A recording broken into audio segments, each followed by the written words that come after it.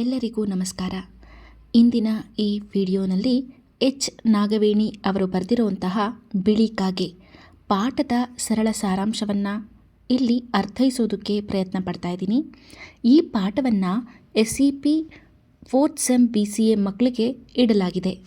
ಬಿಳಿ ಕಾಗೆ ಕತೆ ಸಮಾಜದಲ್ಲಿ ಇರುವಂತಹ ಮೂಢನಂಬಿಕೆ, ಜಾತಿ ಭೇದ ಭಾವ, ಮುಟ್ಟಿನ ಆಚರಣೆ ಮತ್ತು ಮಕ್ಕಳ ನಿಷ್ಕಲ್ಮಶ ಮನಸ್ಸುಗಳನ್ನು ಬಹಳ ಸರಳವಾಗಿ ಸುಂದರವಾಗಿ ಚಿತ್ರಿಸಿರುವಂತಹ ಕಥೆಯಾಗಿದೆ.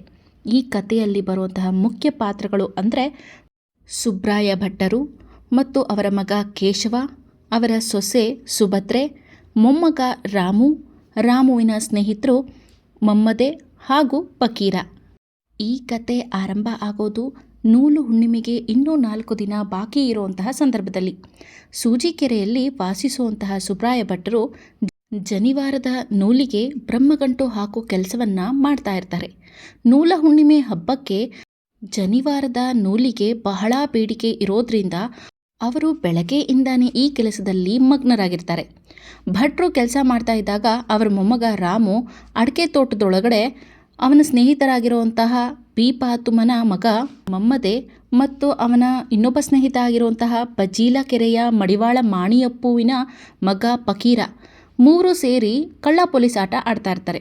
ಭಟ್ರಿಗೆ ತಮ್ಮ ಮೊಮ್ಮಗ ಈ ಹಡಬೆ ಮೊಮ್ಮಕ್ಕಳೊಂದಿಗೆ ಅಂದರೆ ಕೆಳಜಾತಿಯವರಾಗಿರುವಂತಹ ಮಕ್ಕಳ ಜೊತೆಗೆ ಸೇರಿ ಆಟ ಆಡೋದು ಸುತಾರಾಮ್ ಇಷ್ಟ ಇರೋದಿಲ್ಲ.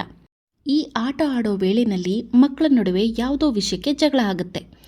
ರಾಮು ಮಮ್ಮದನ ಚಡ್ಡಿಯನ್ನು ಎಳೆದ ಕಾರಣ ಮಮ್ಮದನು ಕೋಪದಿಂದ ರಾಮುವಿನ ಜನಿವಾರವನ್ನು ಹಿಡಿದು ಎಳೆದು ಬಿಡ್ತಾನೆ. ಇದರಿಂದ ಜಗಳ ಹೆಚ್ಚಾಗುತ್ತೆ. ಈ ಘಟನೆಯಿಂದಾಗಿ ಸುಬ್ರಾಯ ಭಟ್ರು ಕೋಪಗೊಂಡು ರಾಮುನ ಬೈದು ಮನೆಗೆ ಎಳ್ಕೊಂಡು ಬರ್ತಾರೆ. ಭಟ್ರಿಗೆ ತಮ್ಮ ಮೊಮ್ಮಗ ಮಮ್ಮದೆ ಮತ್ತು ಫಕೀರನ ಎಂಬ ಕೆಳಜಾತಿಯ ಮಕ್ಕಳೊಂದಿಗೆ ಆಟ ಆಡೋದು ಇಷ್ಟವಿರಲಿಲ್ಲ. ಆದರೆ ರಾಮು ಅಜ್ಜನ ಮಾತನ್ನು ಹೆಚ್ಚು ಗಮನಿಸದೆ ತನ್ನ ಸ್ನೇಹಿತರ ಜೊತೆ ಯಾವಾಗಲೂ ಆಟ ಆಡ್ತಾ ಇರ್ತಾನೆ. ಒಂದು ದಿನ ಆಟ ಆಡುವಂಥ ಸಮಯದಲ್ಲಿ ರಾಮು ಅಡಗಿಕೊಳ್ಳಲು ಸುರಕ್ಷಿತ ಸ್ಥಳ ಹುಡುಕುತ್ತಾ ಮನೆಯ ಹೊರಗೆ ಇರುವಂತಹ ಮುಟ್ಟಿನ ಕೋಣೆಗೆ ಹೋಗ್ತಾನೆ. ಆ ಕೋಣೆಗೆ ಅವನಿಗೆ ಪ್ರವೇಶ ಇರೋದಿಲ್ಲ ಅಂತ ಅಜ್ಜ ಮತ್ತು ತಾಯಿ ಕಟ್ಟುನಿಟ್ಟಾಗಿ ಹೇಳಿಬಿಟ್ಟಿರ್ತಾರೆ. ಆತ ಅಡ್ಕೊಳ್ಳೋದಕ್ಕೆ ಬೇರೆ ಜಾಗ ಇಲ್ದಿರ ಅದೇ ಕೋಣೆಗೆ ಅವನ ತಾಯಿ ಸುಭದ್ರೆ ಇದ್ದುದನ್ನು ಕೂಡ ಗಮನಿಸದೆ ಹೋಗಿ ಹಡಗಿ ಕುತ್ಕೊಂಡ್ಬಿಡ್ತಾನೆ. ಆದರೆ ಅವರ ತಾಯಿ ಅವನನ್ನು ಹಿಡ್ಕೊಂಡು ಚೆನ್ನಾಗಿ ಒಡೆದು ಕಳಿಸ್ತಾರೆ. ಆ ವೇಳೆ ರಾಮುಗೆ ಒಂದು ಕುತೂಹಲಕಾರಿ ವಿಷಯ ತಿಳಿದು ಬರುತ್ತೆ. ತಾಯಿ ಮುಟ್ಟಿನ ಕೋಣೆಯಲ್ಲಿ ಇರೋದಕ್ಕೆ ಕಾರಣ ಬಿಳಿ ಕಾಗೆ ಮುಟ್ಟಿದೆ ಅಂತ ಕಾಣುತ್ತೆ ಅಂತ ಅವನು ತಿಳ್ಕೊಳ್ತಾನೆ. ರಾಮು ಇದನ್ನು ಕೇಳಿ ಬಹಳ ಆಶ್ಚರ್ಯ ಪಡ್ತಾನೆ. ತಾಯಿಗೆ ಬೇರೆ ಯಾವ ಕಾರಣ ಹೇಳಬೇಕು ಅಂತ ಗೊತ್ತಾಗ್ದಿರಾ, ಹೌದು ಬಿಳಿ ಕಾಗೆ ನನ್ನ ಮುಟ್ಟಿರೋದ್ರಿಂದ ನಾನು ಈ ಮುಟ್ಟಿನ ಕೋಣೆಯೊಳಗೆ ಬಂದು ಕುಳಿತಿದ್ದೀನಿ ಅಂತ ಸುಳ್ಳು ಹೇಳ್ತಾರೆ. ಈ ಮಾತು ರಾಮುವಿನ ಮನಸ್ಸಿನಲ್ಲಿ ದೊಡ್ಡ ಕುತೂಹಲ ಹುಟ್ಟಿಸುತ್ತೆ. ಆತ ತನ್ನ ಸ್ನೇಹಿತರಿಗೂ ಕೂಡ ಈ ಬಿಳಿ ಕಾಗೆ ಕಥೆಯನ್ನು ಹೇಳ್ತಾನೆ. ಎಲ್ಲರೂ ಸೇರಿ ಆ ಬಿಳಿ ಕಾಗೆಯನ್ನು ಹುಡುಕೋದಕ್ಕೆ ಹೊರಡ್ತಾರೆ. ತೋಟ, ಕೆರೆ, ಮರಗಳು ಎಲ್ಲೆಲ್ಲೂ ಹುಡುಕಿದ್ರೂ ಕೂಡ ಅವರಿಗೆ ಬಿಳಿ ಕಾಗೆ ಕಾಣಿಸೋದೇ ಇಲ್ಲ. ರಾಮು ಹಲವು ದಿನಗಳ ನಂತರ ಆ ಬಿಳಿ ಕಾಗೆಯನ್ನು ಹುಡುಕ್ತಿದ್ರೂ ಕೂಡ ಅದನ್ನು ಕಂಡುಹಿಡಿಯೋದಕ್ಕೆ ಸಾಧ್ಯನೇ ಆಗಿರೋದಿಲ್ಲ. ಆದರೂ ಅವನ ಕುತೂಹಲ ಕಡಿಮೆಯಾಗೋದಿಲ್ಲ. ಸುಬ್ರಾಯ ಭಟ್ರಿಗೆ ತಮ್ಮ ಸೊಸೆ ಸುಭದ್ರೆ ಮುಟ್ಟಿನಲ್ಲಿ ಅಂದರೆ ಮೈಲ್ಗೆನಲ್ಲಿ ಇರೋದು ಮೊಮ್ಮಗ ರಾಮುವಿನ ಮಾತಿನಿಂದ ಈಗಷ್ಟೇ ಗೊತ್ತಾಗುತ್ತೆ. ಇದರಿಂದ ಅವರಿಗೆ 2 ರೀತಿ ಚಿಂತೆ ಉಂಟಾಗುತ್ತೆ. ಮೊದಲನೇದು, ಈಗ ಸಂಜೆಯ ಕಾಫಿ ಮತ್ತು ತಿಂಡಿಯನ್ನು ತಾನೇ ಮಾಡ್ಕೊಳ್ಬೇಕಾದ ಪರಿಸ್ಥಿತಿ ಬಂತಲ್ಲ ಅಂತ. ಎರಡನೇದು, ಇನ್ನು ಕೆಲವು ದಿನಗಳಲ್ಲೇ ನೂಲು ಹುಣ್ಣಿಮೆ ಹಬ್ಬ ಇರೋದ್ರಿಂದ ಆ ದಿನ ಜಾರಿ ಗದ್ದೆಯ ಭತ್ತದ ಬೆಳೆಗಳಿಗೆ ಸೀಮಂತ ಮಾಡೋ ಕೆಲಸವನ್ನು ಯಾರು ಮಾಡ್ತಾರೆ ಅಂತ ದೊಡ್ಡ ಚಿಂತೆ ಅವರಿಗೆ ಉಟ್ಕೊಂಡಿರುತ್ತೆ. ತುಳುನಾಡಿನಲ್ಲಿ ಒಂದು ಹಳೆ ಪದ್ಧತಿಯಂತೆ ವರ್ಷದ ಮೊದಲ ಅಕ್ಕಿ ಬೆಳೆಗೆ ಬಸಿರು ಕಟ್ಟಿದ ನಂತರ ಸೀಮಂತ ಮಾಡೋ ಆಚರಣೆ ಇದೆ. ಈ ಹಬ್ಬವನ್ನು ನೂಲು ಹುಣ್ಣಿಮೆ ದಿನ ಸಂಭ್ರಮದಿಂದ ಆಚರಿಸ್ತಾರೆ. ಜಾತಿ ವರ್ಗ ಭೇದ ಇಲ್ದಿರ ಎಲ್ಲರೂ ಈ ಆಚರಣೆಯನ್ನು ಮಾಡ್ತಾರೆ. ಸುಬ್ರಾಯ ಭಟ್ಟರ ಸೂಜಿಕೆರೆ ಮನೆತನದಲ್ಲೂ ಕೂಡ ಹಲವು ತಲೆಮಾರುಗಳಿಂದ ಈ ಹಬ್ಬವನ್ನು ಸಂಭ್ರಮದಿಂದ ಆಚರಿಸ್ಕೊಳ್ತಾ ಬಂದಿರ್ತಾರೆ. ಮೊದಲೆಲ್ಲ ಈ ಕೆಲಸವನ್ನು ಅವರ ಹೆಂಡತಿ ಶಾರದಮ್ಮ ಮಾಡ್ತಿರ್ತಾರೆ. ಆದರೆ ಶಾರದಮ್ಮ ಸೂಜಿಕೆರೆಯಲ್ಲಿ ಕಾಲು ಜಾರಿ ಬಿದ್ದು ಸತ್ತು ಹೋದ ಕಾರಣವಾಗಿ ಈ ಹೊಣೆ ಸೊಸೆ ಸುಭದ್ರೆಯ ಮೇಲೆ ಬಿದ್ದಿರುತ್ತೆ. ಕಳೆದ 4 ವರ್ಷಗಳಿಂದ ಸುಭದ್ರೆ ಈ ಕರ್ತವ್ಯವನ್ನು ಸರಿಯಾಗಿ ಮಾಡ್ತಾ ಬಂದಿರ್ತಾರೆ. ನೂಲ ಹುಣ್ಣಿಮೆ ದಿನ ಅಕ್ಕಿಯ ಉಂಡೆ, ಚಕ್ಕುಲಿ, ಅಕ್ಕಿ ಪಾಯಸ ಮತ್ತು ಅನ್ನದ ಪದಾರ್ಥಗಳನ್ನು ಬಾಳೆ ಎಲೆ ಮೇಲೆ ಇಟ್ಟು ಗದ್ದೆಯಲ್ಲಿ ಬಡಿಸ್ತಾರೆ. ತದನಂತರ ಗರ್ಭಿಣಿ ಅಂತಿರುವಂತಹ ಬಸುರಿ ಪೈರ್ಗಳನ್ನು ಜುಟ್ಟು ಹಿಡಿದು ಕಟ್ತಾರೆ. ಹೂ ಹಾಕಿ ಕುಂಕುಮ ಹಚ್ಚಿ ಆರತಿ ಮಾಡ್ತಾರೆ. ಈ ರೀತಿ ಮಾಡಿದಾಗ ಗರ್ಭಿಣಿಗೆ ಸೀಮಂತ ಮಾಡಿದಷ್ಟು ಸಂತೋಷ ಎಲ್ಲರಿಗೂ ಆಗುತ್ತೆ. ಇದು ಪ್ರಕೃತಿಯ ಆರಾಧನೆಯೂ ಕೂಡ ಆಗಿದೆ. ಆದರೆ ಈಗ ನೂಲ ಹುಣ್ಣಿಮೆಗೆ 4 ದಿನ ಬಾಕಿ ಇರುವಾಗಲೇ ಮನೆಯ ಮುತ್ತೈದೆ ಅನ್ನಿಸ್ಕೊಂಡಿರುವಂತಹ ಸುಭದ್ರೆ ಮೈಲಿಗೆಯಲ್ಲಿ ಅಂದರೆ ಮುಟ್ಟಿನಲ್ಲಿ ಇರೋದ್ರಿಂದ ಸುಬ್ರಾಯ ಭಟ್ರು ತುಂಬ ಕಳವಳಗೊಳ್ತಾರೆ. ಇದರ ಜೊತೆಗೆ ಮೊಮ್ಮಗ ರಾಮುವಿನ ನಿರಂತರ ಪ್ರಶ್ನೆಗಳನ್ನು ಕೇಳಿ ಕೂಡ ಅವರು ರೋಸತ್ತು ಹೋಗ್ತಾರೆ. ಮೊಮ್ಮಗನ ಪ್ರಶ್ನೆಗಳಿಗೆ ಉತ್ತರ ಕೊಡಲಾಗದಿರುವಂತಹ ಸ್ಥಿತಿಯಲ್ಲಿ ಅವರು ಇನ್ನಷ್ಟು ಸಂಕಷ್ಟವನ್ನು ಹೆಚ್ಚಿಸುತ್ತೆ. ಕಥೆಯ ಮತ್ತೊಂದು ಪ್ರಮುಖ ಭಾಗದಲ್ಲಿ ಸುಬ್ರಾಯ ಭಟ್ರ ಮನೋಭಾವನೆ ವ್ಯಕ್ತ ಆಗುತ್ತೆ. ಅವರು ಪರಂಪರೆ ಮತ್ತು ಆಚರಣೆಗಳನ್ನು ತುಂಬ ಕಟ್ಟುನಿಟ್ಟಾಗಿ ಪಾಲಿಸುವಂತಹ ವ್ಯಕ್ತಿಯಾಗಿರ್ತಾರೆ. ರಾಮುವಿನ ಪ್ರಶ್ನೆಗಳು ಅವರಿಗೆ ಅಸಹನೆಯನ್ನು ಉಂಟು ಮಾಡುತ್ತೆ. ಆದರೆ ರಾಮು ಬಾಲ ಮನಸ್ಸಿನಿಂದ ನಿರಂತರವಾಗಿ ಪ್ರಶ್ನೆಗಳನ್ನು ಕೇಳ್ತಾನೇ ಇರ್ತಾನೆ. ಸುಬ್ರಾಯ ಭಟ್ರು ತಮ್ಮ ಮೊಮ್ಮಗ ರಾಮುವಿಗೆ 6 ವರ್ಷ ತುಂಬೋ ಮೊದಲೇ ಉಪನಯನ ಮಾಡಿಸಬೇಕು ಅಂತ ತುಂಬ ಹಠ ಮಾಡ್ತಿರ್ತಾರೆ. ರಾಮು 5 ವರ್ಷದವನಾಗಿದ್ದಾಗಲೇ ಅಜ್ಜ ಅಂದರೆ ಸುಬ್ರಾಯ ಭಟ್ರು ಅವನಿಗೆ ಗಾಯತ್ರಿ ಮಂತ್ರವನ್ನು ಬಾಯಿಪಾಠ ಮಾಡಿಸಬೇಕು ಅಂತ ಪ್ರಯತ್ನ ಪಡ್ತಿರ್ತಾರೆ. ಆದರೆ ರಾಮು ಅಜ್ಜನ ಮಾತನ್ನು ಸುಲಭವಾಗಿ ಒಪ್ಕೊಳ್ಳೋದಿಲ್ಲ. ಅವನು ನಾನ್ಯಾಕೆ ಈ ಮಂತ್ರ ಕಲಿಬೇಕು, ನಾನು ಮಗ್ಗಿ ಕಲಿತೇನೆ ಅಂತ ಯಾವಾಗಲೂ ಪ್ರಶ್ನೆ ಮಾಡ್ತಿರ್ತಾನೆ. ಹೀಗೆ ಪ್ರತಿಯೊಂದಕ್ಕೂ ಪ್ರಶ್ನೆ ಮಾಡಿ ಮಾಡಿ ಅಜ್ಜನನ್ನು ತುಂಬ ಕೆಣಕ್ತಿರ್ತಾನೆ. ಅಜ್ಜ ಕೂಡ ಹಠ ಹಿಡ್ದಿರ್ತಾರೆ. ಜನಿವಾರ ಧರಿಸಬೇಕಾದ್ರೆ ಗಾಯತ್ರಿ ಮಂತ್ರವನ್ನು ಕಲಿಯಲೇಬೇಕು ಅಂತ ಹೇಳಿದಾಗ ರಾಮು ನನಗೆ ಈ ಹಾಳು ನೂಲು ಬೇಕಿಲ್ಲ, ನನಗೆ ಮೊಮ್ಮದನಂತೆ ಮುಂಜಿ ಅಂದರೆ ಸುನ್ನತ್ ಬೇಕು ಅಂತ ಹೇಳಿರ್ತಾನೆ. ಈ ಮಾತು ಕೇಳಿದಾಗ ಸುಬ್ರಾಯ ಭಟ್ರಿಗೆ ನೆಲವೇ ಕುಸಿದಂತೆ ಅನುಭವ ಆಗುತ್ತೆ. ಅವರಿಗೆ ತುಂಬ ಕೋಪ ಬರುತ್ತೆ. ಅದರಿಂದ ಸುಬ್ರಾಯ ಭಟ್ರಿಗೆ ರಾಮುವಿನ ಮೇಲೆ ಅನುಮಾನ ಮತ್ತು ಅಸಮಾಧಾನ ಕೂಡ ಹುಟ್ಟುತ್ತೆ. ಸುಬ್ರಾಯ ಭಟ್ರಿಗೆ ತಮ್ಮ ಮೊಮ್ಮಗ ರಾಮು ಕೆಳಜಾತಿಯ ಮಕ್ಕಳ ಜೊತೆ ಸೇರಿ ಹಾಳಾಗ್ತಾ ಇದ್ದಾನೆ ಅನ್ನೋ ಒಂದು ಕಳವಳದಿಂದ ತಮ್ಮ ಮಗನಿಗೆ ಹಲವು ಬಾರಿ ಮೊಮ್ಮಗನ ಮೇಲೆ ದೂರನ್ನು ಕೂಡ ಹೇಳಿರ್ತಾರೆ. ಒಮ್ಮೆ ರಾಮು ಶಾಲೆಯಿಂದ ಮನೆಗೆ ಬಂದಾಗ ಅವರಮ್ಮ ಸುಭದ್ರೆ ಅಡುಗೆ ಮನೆಯಲ್ಲಿ ಕಾಣೋದಿಲ್ಲ. ಅವನು ಹುಡುಕುತ್ತಾ ಮುಟ್ಟಿನ ಕೋಣೆಗೆ ಹೋಗಿ ನೋಡಿದಾಗ ಅಮ್ಮ ಕಿಟಕಿ ಬಳಿ ಇರುವಂತಹ ಬೆಂಚ್ ಮೇಲೆ ಮಲ್ಕೊಂಡಿರ್ತಾರೆ. ಅವಳು ದೀರ್ಘ ನಿದ್ದೆಯಲ್ಲಿ ಇರೋದ್ರಿಂದ ಮಗನ ಕರೆಗೂ ಕೂಡ ಎಚ್ಚರ ಆಗೋದಿಲ್ಲ.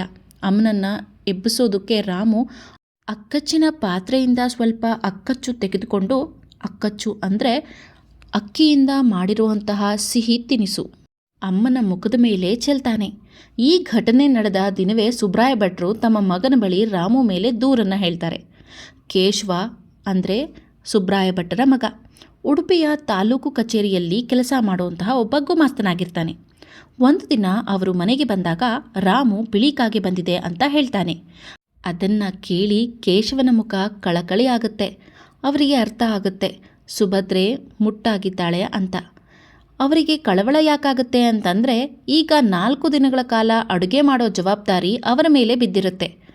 ಅವರಿಗೆ ಅದು ಇಷ್ಟ ಇಲ್ಲದೆ ಇರುವಂತಹ ಕೆಲಸ ಆಗಿರುತ್ತೆ. ಆದರೂ ಕೂಡ ತಂದೆ ಸುಬ್ರಾಯ ಭಟ್ರ ಮಾತನ್ನು ಮೀರುವಂತಹ ಧೈರ್ಯ ಅವರಲ್ಲಿ ಇರೋದಿಲ್ಲ. ಕೇಶವ ನೇರವಾಗಿ ಮುಟ್ಟಿನ ಮನೆಯ ಬಳಿ ಹೋಗಿ ಸುಭದ್ರೆಯನ್ನು ಕರೆದು ಮಾತಾಡಿಸ್ತಾರೆ. ಇದನ್ನು ಸುಬ್ರಾಯ ಭಟ್ರು ಸರಿ ಎಂದು ಭಾವಿಸೋದಿಲ್ಲ. ಆ ರಾತ್ರಿ ಕೇಶವ ಅಡುಗೆ ಮಾಡ್ತಾನೆ. ರಾಮು ಸಾಮಾನ್ಯವಾಗಿ ಅಮ್ಮನ ಜೊತೆ ಮಲಗ್ತಿದ್ರು, ಆ ದಿನ ಅಪ್ಪನ ಜೊತೆ ಮಲಗ್ತಾನೆ. ಅವನಿಗೆ ಬಿಳಿ ಕಾಗೆಯ ಬಗ್ಗೆ ಮಾತ್ರ ಯೋಚನೆ. ಅಜ್ಜ ದೇವನ ಕೋಣೆಯಲ್ಲಿ ಕೆಮ್ಕೊಂಡು ಮಲಗಿರ್ತಾರೆ. ಕೇಶವ ಆಗಾಗ್ಗೆ ಎದ್ದು ಚಿಮಣಿ ಬೆಳಕಿನಲ್ಲಿ ರಾಮು ಮಲಗಿದಾನೋ ಇಲ್ವೋ ಅಂತ ನೋಡ್ತಾ ಇರ್ತಾರೆ. ಆದರೆ ರಾಮು ಅಪ್ಪನಿಗೆ ಮೋಸ ಮಾಡ್ತಾ ನಿದ್ದೆಯಲ್ಲಿ ಮುಳುಗಿರೋ ರೀತಿ ನಟಿಸ್ತಾನೆ. ನಂತರ ಕೇಶವ ನಿಧಾನವಾಗಿ ಮುಟ್ಟಿನ ಕೋಣೆಗೆ ಹೋಗ್ತಾನೆ. ರಾಮು ಇದನ್ನು ನೋಡಿ ಕುತೂಹಲದಿಂದ ಅವನನ್ನೇ ಹಿಂಬಾಲಿಸಿಕೊಂಡು ಹೋಗ್ತಾನೆ. ಅಪ್ಪ ಬಾಗಿಲು ತಟ್ಟುತ್ತಿದ್ದಂತೆಯೇ ಅಮ್ಮ ಬಾಗಿಲು ತೆರೆಯುತ್ತಾಳೆ. ಅಪ್ಪ ಒಳಗೆ ಹೋಗ್ತಾನೆ. ಇದನ್ನು ನೋಡಿ ರಾಮುಗೆ ಕೋಪ ಬರುತ್ತೆ. ಅವನ ಮನದಲ್ಲಿ ಮತ್ತೊಮ್ಮೆ ಒಂದು ಪ್ರಶ್ನೆ ಬರುತ್ತೆ. ನನಗೆ ಮುಟ್ಟಿನ ಕೋಣೆಗೆ ಹೋಗಲು ಬಿಡೋದಿಲ್ಲ, ಆದರೆ ಅಪ್ಪನಿಗೆ ಯಾಕೆ ಅವಕಾಶ? ನಂತರ ರಾಮು ಒಬ್ಬನೇ ಮಲಗಲು ಭಯಪಟ್ಟು ಭೂತ ಪಿಶಾಚಿಗಳ ಬಗ್ಗೆ ಕಲ್ಪನೆ ಮಾಡಿಕೊಂಡು ಭಯದಿಂದ ಅಳೋದಕ್ಕೆ ಶುರು ಮಾಡ್ತಾನೆ. ಅವನು ಕಿರ್ಚಿದಾಗ ಕೇಶವ ಓಡಿ ಬಂದು ಮಗನನ್ನು ತಪ್ಕೊಳ್ತಾನೆ. ಅಷ್ಟರಲ್ಲಿ ದೇವರ ಕೋಣೆಯಲ್ಲಿ ಮಲಗಿದ್ದಂತಹ ಸುಬ್ರಾಯ ಭಟ್ರಿಗೆ ಎಚ್ಚರ ಆಗುತ್ತೆ. ಆದರೆ ಅವರಿಗೆ ಎದ್ದು ಬರೋದಕ್ಕೆ ಆಗೋದಿಲ್ಲ. ಅವರ ಕಾಲುಗಳು ನಿಷ್ಕ್ರಿಯವಾಗುತ್ತೆ. ಅವರ ನಾಲ್ಗೆ ಕೂಡ ಸ್ವಾಧೀನವನ್ನು ಕಳ್ಕೊಂಡಿರುತ್ತೆ. ಅರ್ಧ ನಾಲ್ಗೆಯಲ್ಲೇ ಅವರು ಮಾತಾಡೋದಕ್ಕೆ ಪ್ರಯತ್ನ ಪಡ್ತಾ ತೊದಲ್ಕೊಂಡು ಕೇಶವನನ್ನು ಕೂಗ್ತಾರೆ. ಕೇಶವ ಬಂದು ಅವರನ್ನು ಎತ್ತೋದಕ್ಕೆ ಪ್ರಯತ್ನ ಪಡ್ತಾನೆ. ಆದರೂ ಕೂಡ ಅವ್ರ ಕೈಲಿ ಆಗೋದಿಲ್ಲ. ಮಗ ಭಯದಿಂದ ಕಿರುಚ್ಕೊಂಡಿದ್ದನ್ನು ಗಮನಿಸಿದಂತಹ ಸುಭದ್ರೆ ಪಕ್ಕದಲ್ಲೇ ಮಗನ ಕೋಣೆಯಲ್ಲಿ ಏನು ನಡೀತಿದೆ ಅಂತ ಕೇಳಿಸ್ಕೊಳ್ತಾ ಕೂತಿರುವಾಗ ಮನೆಯೊಳಗಿಂದ ಬರ್ತಿದ್ದಂತಹ ಮಾವ ಮತ್ತು ಕೇಶವನ ಕಿರ್ಚಾಟವನ್ನು ಕೇಳಿ ತಕ್ಷಣ ಮುಟ್ಟಿನ ಕೋಣೆಯಿಂದ ಹೊರಗಡೆ ಓಡಿ ಬಂದು ಮಾವನನ್ನ ಉಳಿಸಲು ಪ್ರಯತ್ನ ಪಡ್ತಾರೆ. ಆದರೆ ರಾಮು, ಅಮ್ಮ ಅಜ್ಜನನ್ನು ಮುಟ್ಟಬೇಡ, ನಿನಗೆ ಮುಟ್ಟು ಇದೆ ಅಂತ ಸನ್ನೆ ಮಾಡಿ ಹೇಳೋದಕ್ಕೆ ಪ್ರಯತ್ನ ಪಡ್ತಿರ್ತಾನೆ. ರಾಮುವಿಗೆ ಇದು ತುಂಬ ವಿಚಿತ್ರವಾಗಿ ಕಾಣುತ್ತೆ. ಯಾಕಂದರೆ ಮುಟ್ನಲ್ಲಿದ್ದ ಅಮ್ಮ ಮನೆಯೊಳಗೆ ಬಂದು, ಅದು ಅಲ್ದಿರ ಪೂಜೆ ಮನೆಗೆ ಕೂಡ ಬಂದು ಅಜ್ಜನನ್ನು ಮುಟ್ಟಿದ್ದಾಳೆ. ಆ ರೀತಿ ಅಪ್ಪ ಮತ್ತು ಅಮ್ಮ ಇಬ್ಬರೂ ಅಜ್ಜನಿಗೆ ಚಿಕಿತ್ಸೆ ಕೊಡ್ತಾ ಎಚ್ಚರದಿಂದಿರ್ತಾರೆ. ಕೊನೆಗೆ ರಾಮು ಕೂಡ ಅವರ ಜೊತೆನೇ ಇದ್ಕೊಂಡು ದೇವರ ಮನೆಯಲ್ಲೇ ಮಲ್ಕೊಂಡ್ಬಿಡ್ತಾನೆ. ಮುಂದಿನ ದಿನ ರಾಮು ಶಾಲೆಗೆ ಹೋಗೋದಿಲ್ಲ. ಇದೇ ಒಳ್ಳೆ ಸಮಯ, ಸ್ನೇಹಿತರ ಜೊತೆಗೆ ಹೋಗಿ ಬಿಳಿ ಕಾಗೆಯನ್ನು ಹುಡುಕೋದಕ್ಕೆ ಪ್ರಯತ್ನ ಪಡಬೇಕು ಅಂತ ತಕ್ಷಣ ತನ್ನ ಸ್ನೇಹಿತ ಮಮ್ಮದೆ ಮನೆಗೆ ಬರ್ತಾನೆ.